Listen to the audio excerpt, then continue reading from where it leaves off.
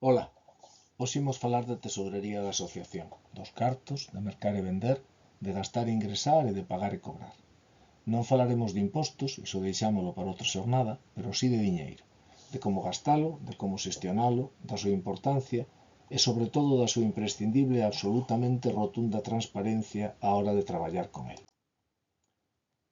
Comezamos sempre falando da normativa xeral que nos afecta ás AMPAs de xeito directo.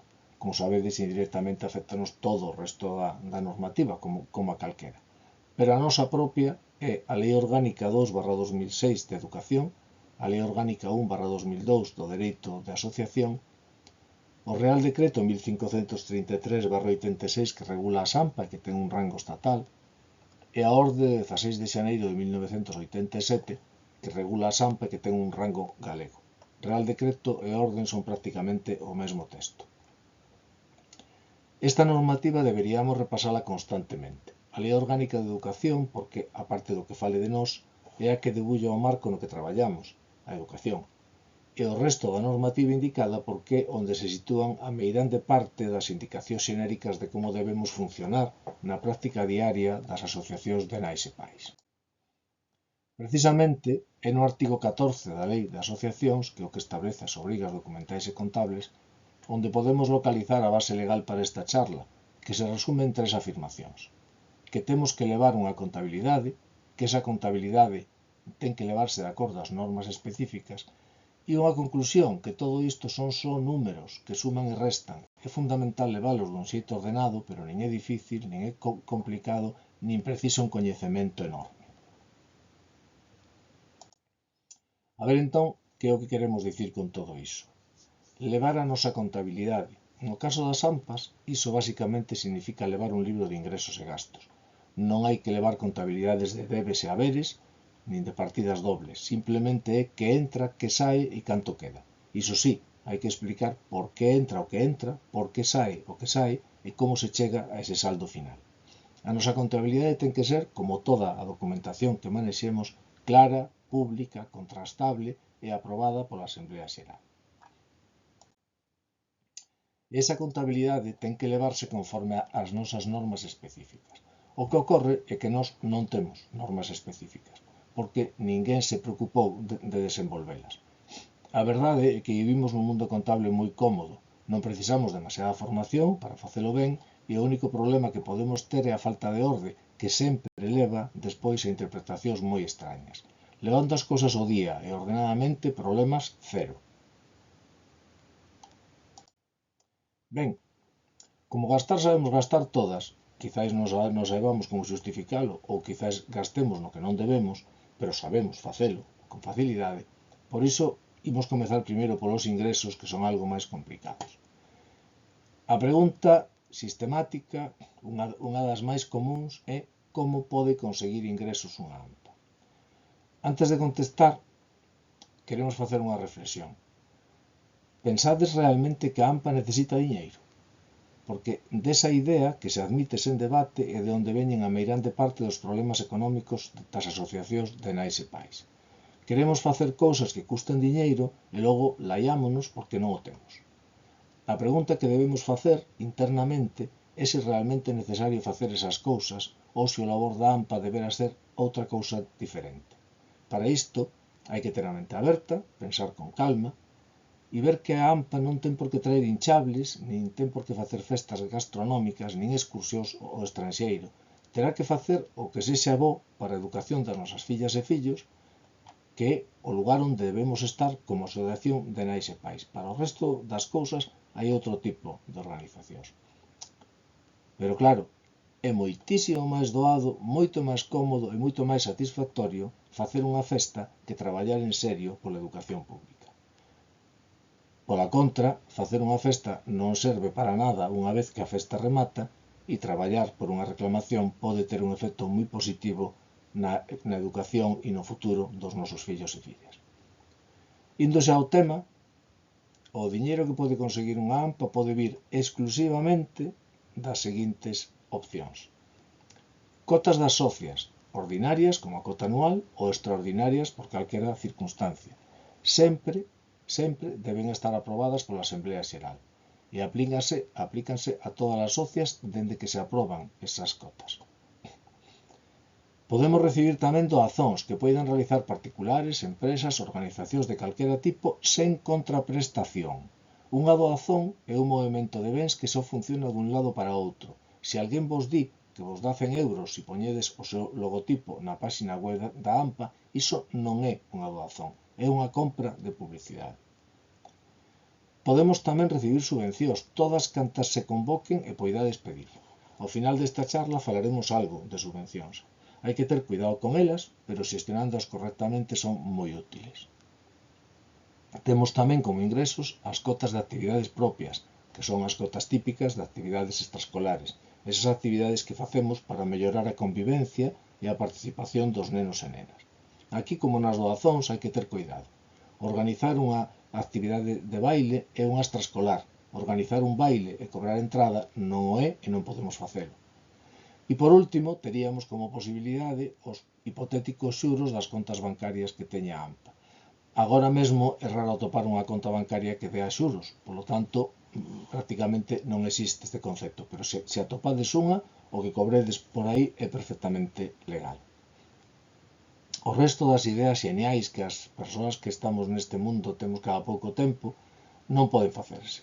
Nin vender rifas, nin lotaría con recargo, nin festas para vender magdalenas ou ovos de Pascua, nin vender camisetas, nin vender é a palabra prohibida. En que gastamos? Unha vez que xa sabemos como ingresamos, pois gastamos no que nos apeteza. Para iso non hai límites legais, sí que pode haber límites morais, non? Digamos que decidimos, ou de outro tipo, digamos que decidimos como AMPA regalarlle a todos os nenos do colexio un paquete de caramelos de aquilo. Bueno, pois quizáis non sexa a idea sanitariamente falando máis intelixente, non? Pero sí que temos, aínda que non haxa límites legais, hai determinados límites de outro tipo que queremos expoñer aquí con unhas poucas ideas. En primeiro lugar, gastamos só no que a Asamblea Xeral autorice.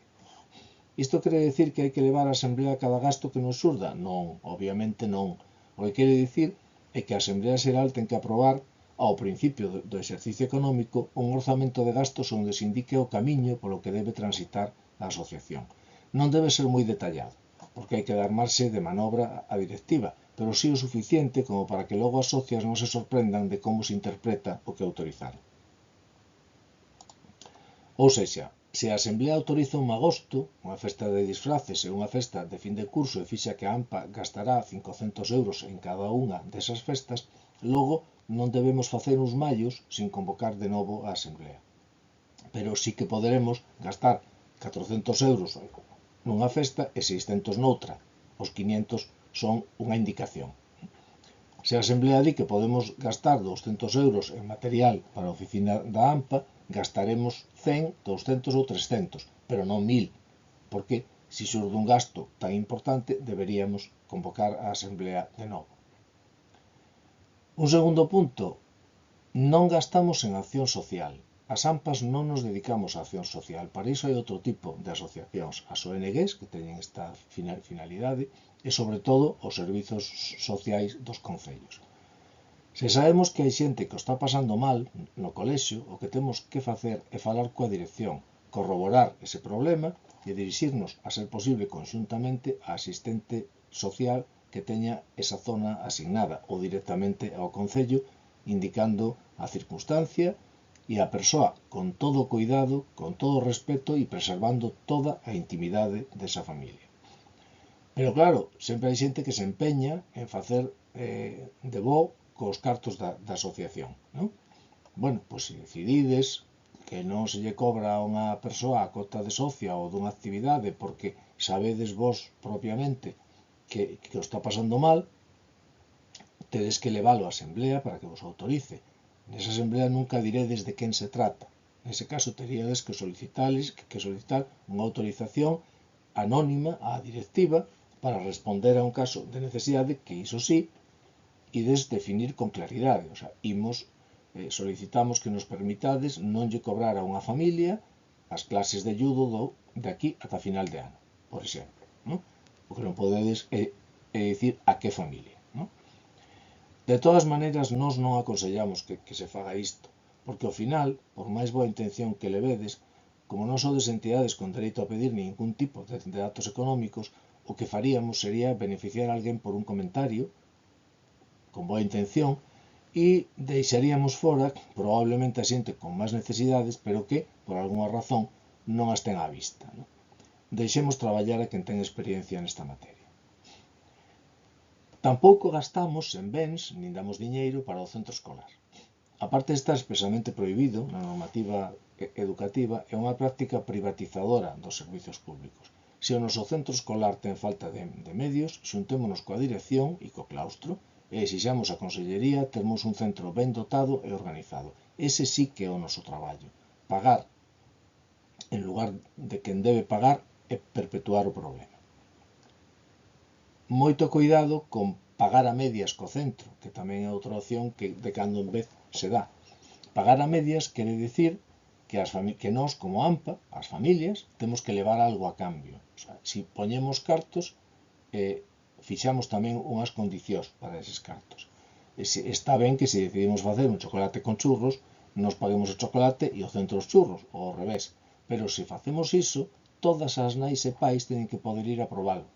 E non porque necesiten almorzar, senón porque iso é fomentar a convivencia no centro, e esa sí que pode ser unha das nosas funcións.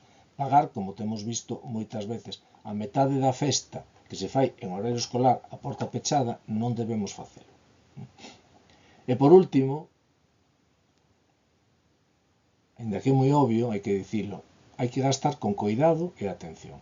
Hai que saber que non todo o que está na conta corrente da AMPA pode gastarse de golpe, que a planificación de accións futuras pode requirir ter unha conta con certos fondos e que isto funciona como a casa de cada quen. Non podemos gastar o soldo o día 1. Pois na AMPA pasa o mesmo. Por iso facer un presuposto está ben porque dá unha visión xeral, polo menos anual, da actividade da asociación. Volvamos ao libro. Primeiro vamos dicir o de sempre. Falamos dun libro de tesorería, ou de ingresos e gastos, ou de contas, pero aquí estamos falando realmente, xa todos o entendemos, dunha folla de cálculo nun 99% dos casos. Se algún AMPA ainda leva as contas nunha libreta en papel, que se recicle canto antes e se sume ao que xa é un vello carro de tecnoloxía. Non? Como sempre dicimos, un libro hoxe en día é un arquivo digital que se garda dun xeito ordenado, que non permite manipulación posterior e que debe poder ser consultado dando nesa consulta información fiel e completa. Imos por partes. Débese gardar dun xeito ordenado, o sea, durante o ano ou o curso, o libro de tesourería irá se enchendo segundo se vayan producindo movimentos de gastos ou ingresos. Será un libro vivo ata que remate o exercicio económico que se teña aprobado. Non é o mesmo que un extracto bancario, que é unha cosa que moita xente pensa. O libro ten que reflectir datos que permitan identificar gastos e ingresos. Por exemplo, no banco pode figurar cargo de papelería Pepe, pero no libro deberá figurar factura número tantos de papelería Pepe pola compra de material de oficina, de axendas para o alumnado, do que sexa. Dar máis datos. O libro non pode permitir manipulación. Isto é casi imposible mantelo no día a día, non? Pero a idea está en que unha vez ao ano, logo de cubrir totalmente ese Excel ou imprimades en PDF, que ese PDF o asine digitalmente a Tesorería e a Presidencia e que se arquive xunto cos Exceles de anos anteriores, numerando, por suposto, eses Exceles para que se saiba que van correlativamente. Na Asamblea Xeral na que se rendan contas indicarase que o ano ou o curso péchase partindo do saldo inicial X, con tantos gastos, tantos ingresos, e o correspondente saldo final. Datos que coincidirán, evidentemente, cos que figuren no libro de tesourería. O libro e toda a contabilidade ten que poder ser consultado.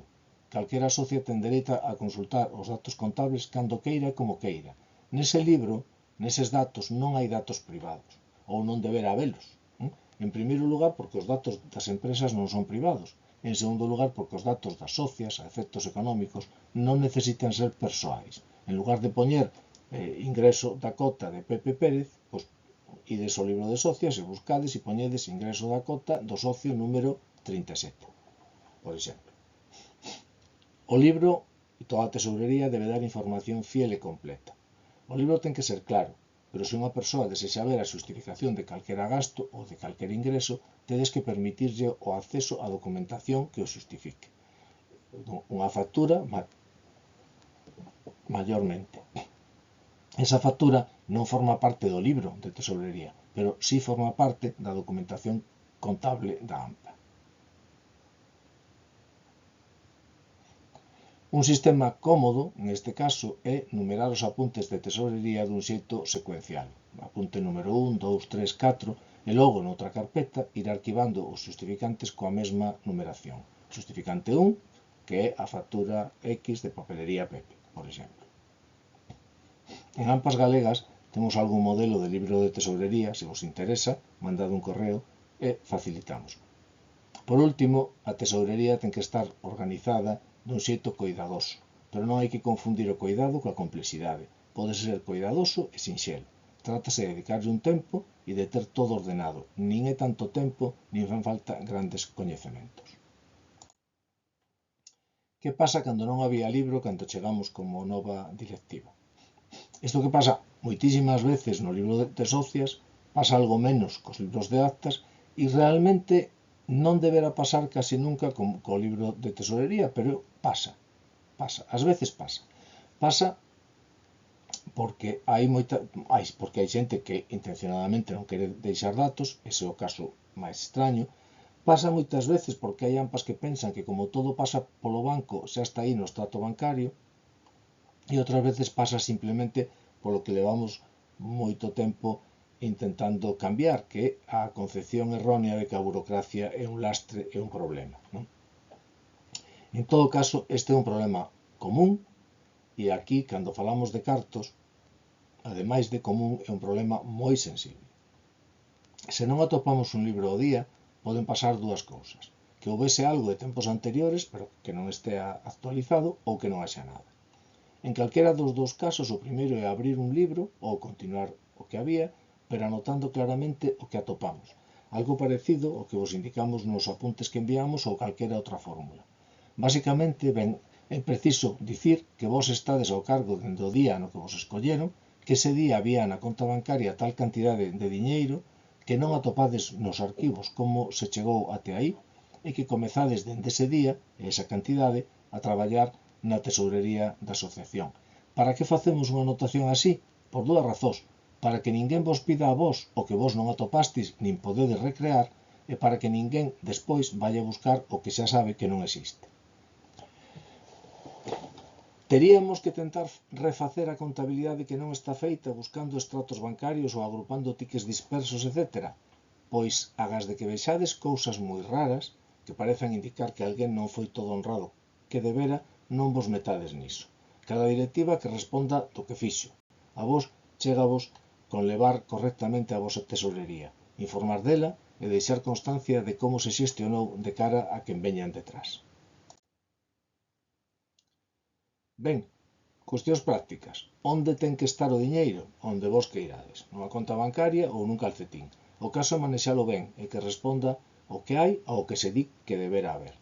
Evidentemente, nestes tempos, nós non recomendamos que se manexe diñeiro en efectivo baixo ningún concepto, nin pagando, nin cobrando. Ainda que unha conta bancaria, como dicíamos, non é o mesmo que un libro de contas, si polo menos tedes todo movéndose a través dunha conta, teredes tamén unha mínima explicación do que se fixo e, polo tanto, unha mínima pretensión de transparencia. Si manexades cartos en man, todo iso vaise abaixo. E ten en conta que o diñeiro é unha cousa moi sucia e é mellor que non nos toque nunca as mans. Quen pode dispor do diñeiro? Pois según digan os estatutos, que sempre hai que consultalos para todo, pero que normalmente serán tesourería e presidencia. Nada impide que sexa unha soa delas. A meirande parte dos estatutos establecen sinaturas conxuntas na conta bancaria. Non é obrigatorio e, dependendo da asociación e das persoas que ocupen os cargos, pode ser ata incómodo e difícil. Podedes aprobar, se os estatutos o permiten, que a conta mova unha soa persoa, ou podedes cambiar eses estatutos. A responsabilidade sempre está nas mans das socias e, por suposto, da directiva dun xeito especial, o ter que ir controlando constantemente o que fai esa persoa coa conta. Esa é a auténtica salvagarda, non ter a dúas persoas asinando. Tamén podedes autorizar a máis xente, sempre co límite do que poñan os estatutos e aprobe a Asemblea Xeral. Ben, con que documentación se justifican os cobramentos? O diñeiro que entra non se justifica, o diñeiro que entra explícase, porque en principio que entre en fondos nunca vai supor un problema, agas de que non se sean nosos e os gastemos antes de ter que devolvelos, claro. Pero sí debemos explicar cal é a razón pola que entran cartos na conta dun xeito doado de entender, comprensible, e pensando sempre en quen poida mirar esa contabilidade anos máis tarde. Somos xente honesta, seguro, pero tampouco está de máis asegurarnos de que quede claro que o somos. E como se justifica un pagamento? Iso xa é moito máis serio. O diñeiro que sae da conta ten que ter todos os datos, os máximos posibles, para que todo o mundo entenda que ese gasto é correcto. Todo o que sae da conta ten que sair por unha causa que ten que estar documentada e esa documentación só pode ser unha das opcións que vos damos agora. Ou ben unha factura completa con todos os datos que se requiren, ou ben unha factura simplificada que ven sendo un ticket, pero no que conste claramente os datos da empresa emisora como os que recibides nun supermercado, que poñen o NIF, o nome, o enderezo do supermercado, pero non poñen os nosos, non? Eses valen. Pode ser tamén unha certificación en casos moi contados ou o xustificante bancario do pagamento de taxas, impostos, seguros, cotas federativas, etc., que son ingresos de entidades que non emiten facturas. E máis nada, non serven recibíns, nin notas informais, nin tickets sen identificar con anotacións a man. Do dito vamos facer un par de aclaracións, tedes bastante máis que un par na documentación que se xuntou a esta formación. Pero ben, se o que se gastou foi pagado por alguén en nome da AMPA, haberá que deixar constancia de por que se lle paga a unha terceira persoa.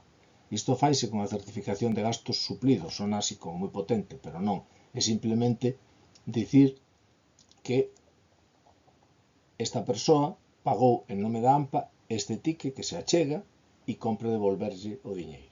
Nada máis que iso, non? Porque alguén terá que entender por que aparece un ticket de Mercería Pepe e hai un gasto a alguén que era a presidenta da AMPA nese momento, non? Hai que xuntar ambos os dous datos.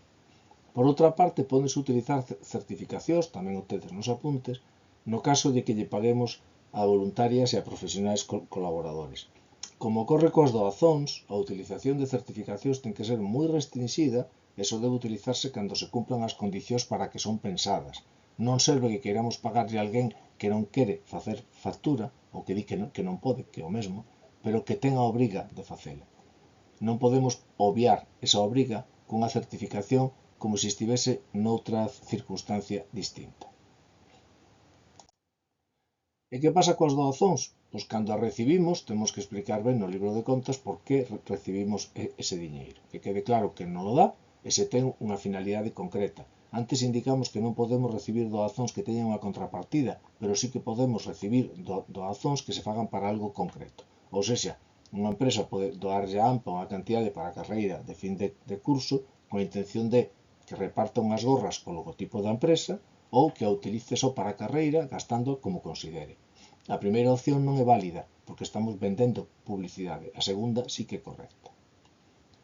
O auténtico problema das doazóns, como sempre, está en facelas e teñen as súas limitacións, que serían deben estar autorizadas pola Asemblea Xeral,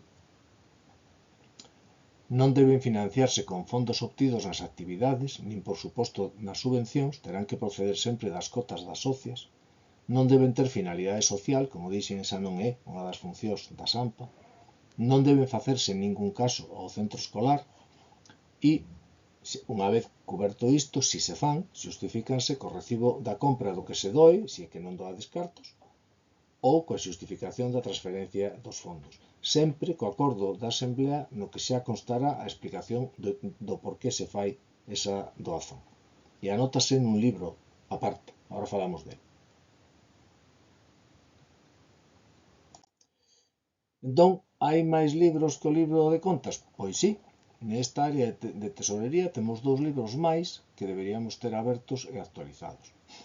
o libro de inventario de bens, no que poñeremos aquelas cousas que mercamos e que non se consumen inmediatamente, un ordenador, unhas colchonetas, un teléfono, e un libro de doazóns, no que poñeremos as doazóns que recibimos e as que entregamos. Este último libro é moi interesante, non é só pola propia razón de ser, senón porque dá moita información sobre o que fixo a AMPA en tempos anteriores. Se as AMPAs tivesen este libro, evitaríamos os típicos sempre se fixo así, que moitas veces non conseguimos documentar. Se damos cartos coa autorización da Asemblea, damos cartos ou mercamos algo, non nos costa nada poñelo e deixalo claro. Tal día, a tal hora, se fixo esta doazón porque a Asemblea así o decidiu. Non pasa nada. Por suposto, como dicimos sempre, datos privados non, pero datos privados tampouco debería ser nunca o obxecto dunha doazón. Transparencia e información. Nestas formacións insistimos sempre no mesmo. A AMPA non é das directivas, nin das presidencias, nin neste caso das persoas que leven a tesourería. A AMPA é de todas as socias e a información tamén é delas. Así que libros, facturas, justificantes e extractos bancarios deben estar dispoñibles para quen queira velos. Aí non hai datos privados e se os houbera habería que redactar de outro xeito. Non os hai porque non debe habelos. A AMPA ten que funcionar cun orzamento aprobado pola Asemblea Xeral, como dixemos antes, pero tamén ten que render as contas de acordo co mesmo procedimento. Hai que explicar que foi o que se aprobou e que foi o que se fixo para chegar á situación na que remata o exercicio económico. A transparencia e a información é a mellor defensa que podemos facer da nosa xestión, pero tamén é a mellor maneira de conseguir que a xente participe. Isto non é un lugar escuro con segredos, é unha sinxela asociación de nais e pais coas portas abertas. Fixen varias referencias indistintas nesta formación a curso, exercicio, ano. Hai que entendelas todas referidas ao exercicio asociativo, que é algo que ten que figurar nos vosos estatutos. Basicamente hai dúas opcións, ano natural ou curso escolar. Ningunha das dúas é perfecta. Se optades polo curso escolar, teredes que artellar a maneira de ter datos por ano natural, porque a efectos impositivos hai información que tedes que xestionar dese xeito. Se optades polo ano natural, tedes solucionado o problema impositivo, pero teredes que artellar o xeito de informar as socias de acordo ao curso escolar, porque é así como entende casi todo o mundo. En calquera caso, cando comece o vosso exercicio asociativo, tedes que presentar un orzamento e cando remate tedes que presentar unha liquidación. Orzamento e liquidación deben constar na acta da Asemblea que se aprobe e entre un e outro pasará un período no que, se hai razóns que o indiquen, habería que modificar o orzamento pedindo permiso á Asemblea Xeral. Ao final do período, o resultado contable deberá ser conciliado coa conta bancaria, explicándose o caso porque hai máis diñeiro ou menos no banco que na contabilidade. Normalmente, se hai diferencia, o que realmente hai son erros, e hai que localizalos antes de leválos á aprobación. Un pequeno apunte sobre subvencións. Unha subvención ten sempre un obxectivo e ten que gastarse no que se xustificou como gasto, que é ese obxectivo. Non podemos pedir unha subvención para mercar libretas e logo gastala en balóns de fútbol. Non podemos pedir unha subvención para actividades e logo gastala en festas. Ese diñeiro ten nome, apelidos e un destino claro. As subvencións deben ter unha contabilidade diferente, unha especie de libro da subvención, na que consten os ingresos que corresponden a esa actividade e os gastos que se imputan a ela. O resultado final dese libro, deses ingresos da subvención e deses gastos da subvención, debe ser sempre cero ou negativo, porque unha subvención nunca pode ter beneficio. E se o resultado dá que sí que houbo, pois haberá que devolvelo, porque non é legalmente noso. E remato. Agradezo-vos a vosa atención. Lembro-vos que estamos sempre ao voso dispor na nosa web e nos teléfonos e medios de contacto que ali se indican, que temos aberto un apartado de preguntas frecuentes que é moi útil para unha boa parte das dúbidas máis cotiás das AMPAs. E como hoxe falamos de diñeiros, que é algo sempre difícil de xestionar, vou repetir o que vin dicindo ata agora. O diñeiro non é un problema, o problema é a falta de claridade ao xestionalo. Movede os cartos da AMPA de acordo co que a AMPA quere, para as finalidades para as que a AMPA estea autorizada, e non vos preocupedes por ter máis, senón por xestionar correctamente o que tedes. Sede ordenadas no gasto e na justificación de todos os movimentos e non haberá ningún problema nin ninguén que vos diga que actuades mal. Levade o mal e asegúrovos que non dormiredes dos quebradeiros de cabeza que vos dará facer unha mala xestión. Moitas grazas e ata outra.